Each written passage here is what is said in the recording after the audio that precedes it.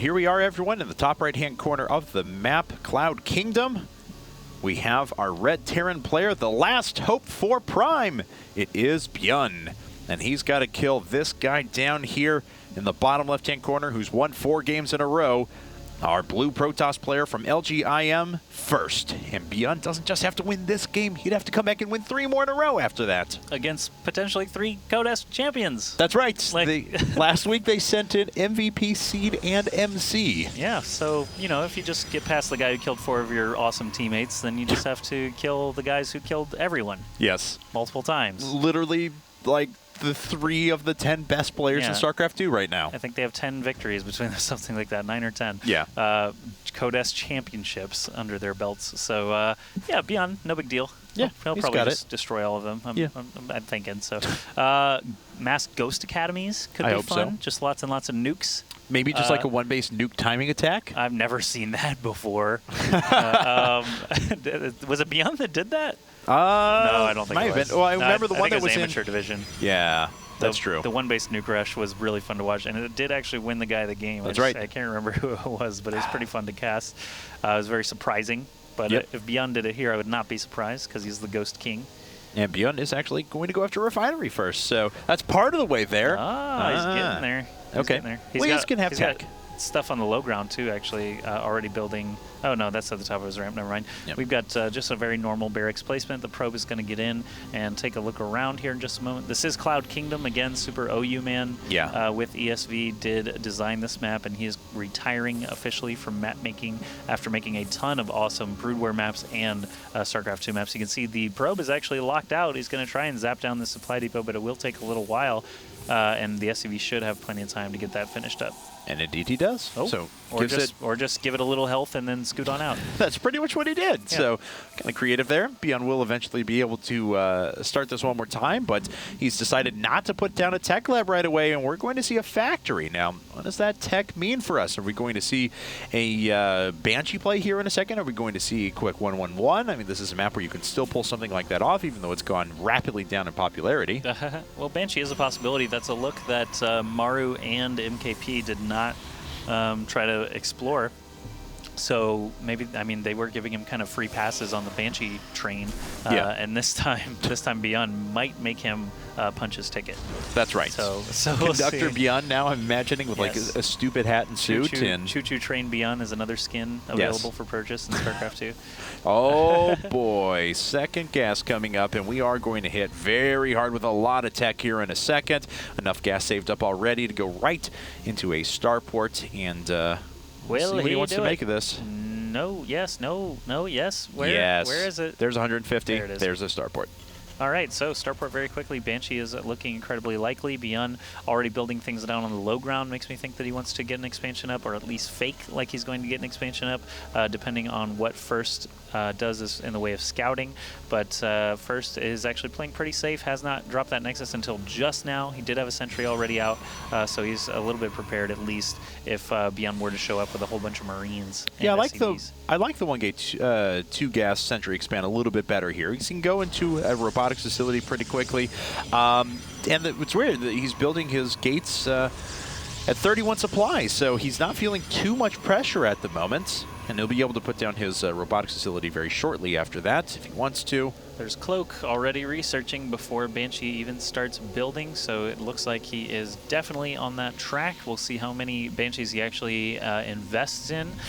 First, obviously, does not have that robotics facility started yet. He also does not have any cannons, so detection could be an issue relatively soon. If that Banshee, obviously the Banshee will be making its way across, but it's just a matter of First timing. There's a robotics facility.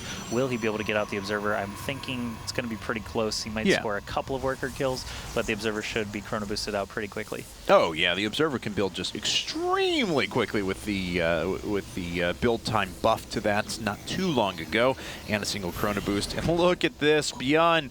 This is not going to be a long game, ladies and gentlemen, unless we have some sort of a quick stalemate. This is going to be a huge all-in attack off of just 1 base. Right, and putting the bunker on the low ground actually is going to, I feel like it might make First think that he's got a command center.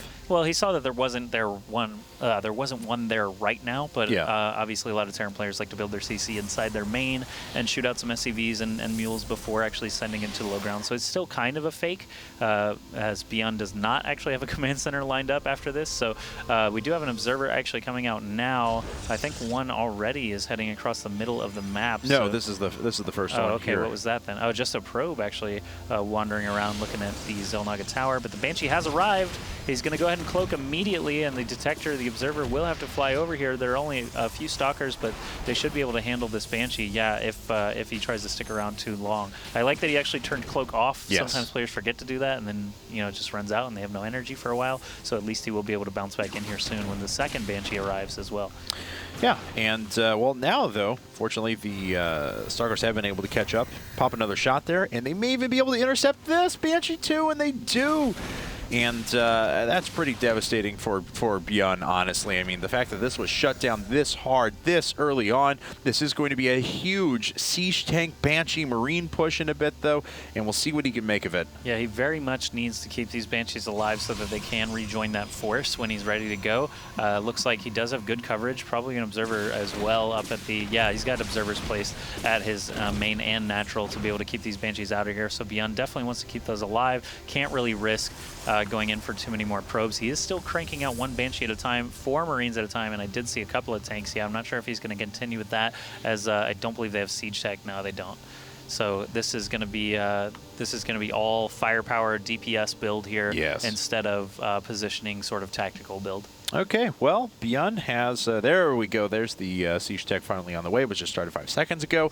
But first, he has 5 gates, he's got Immortals on the way, and Immortals, of course, are going to be so valuable at breaking the siege lines, especially if you consider where a Terran player has to move through. If you want to get close enough that you can actually start doing damage to the Natural, to the Nexus, you do have to get your tanks pretty far forward, and they are accessible from the high ground by these 6-range Immortals, so...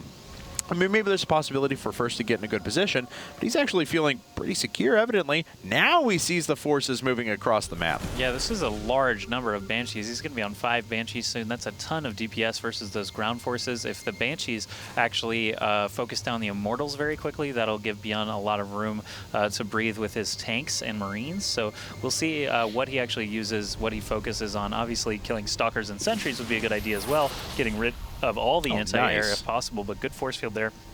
Going to slow down Beyond just a little bit.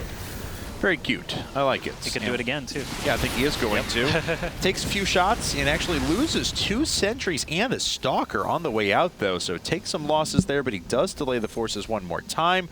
The SCVs have started to finally mix with the rest of the forces as well. All right, Beyond is mostly army at this point. Let's see how long he can keep this going. They did just scan and kill the observer? Yes, yes, they did. So there's another observer right here, unfortunately for Beyond. He does walk right into that. There's another Banshee that he needs to keep in high health as well. He should probably just destroy the rocks, I'm thinking. I don't see much of a downside to doing that. Oh, really nice Siege Tank shots right in the middle. You can see where they all hit. Yep. A ton of splash damage being dealt out there. Banshee still sitting at the back, being repaired back up to full one more time.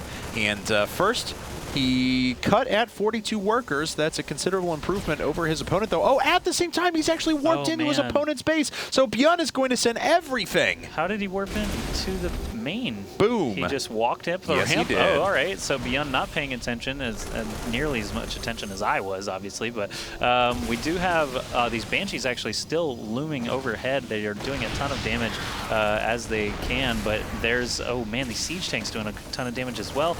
It looks like Beyond did send a lot of units back home, just those tons of SCVs running away from the Zealots, playing Ring Around the Rosie. Finally, a Banshee is overhead to be able to deal with that. Lots of probes running in. This is First's moment to try and move in here. He's got 2 Immortals on either side to try and close the distance onto those tanks. There you can see he's just running through the fire of the Marines to try to get to those tanks as fast as he can. He kills one, and the Marines are being dealt with by the Zealots and the Stalkers on the left side. Beyond's army is gone now. Yep, it was destroyed. That was a perfect engagement from First. just incredibly well done.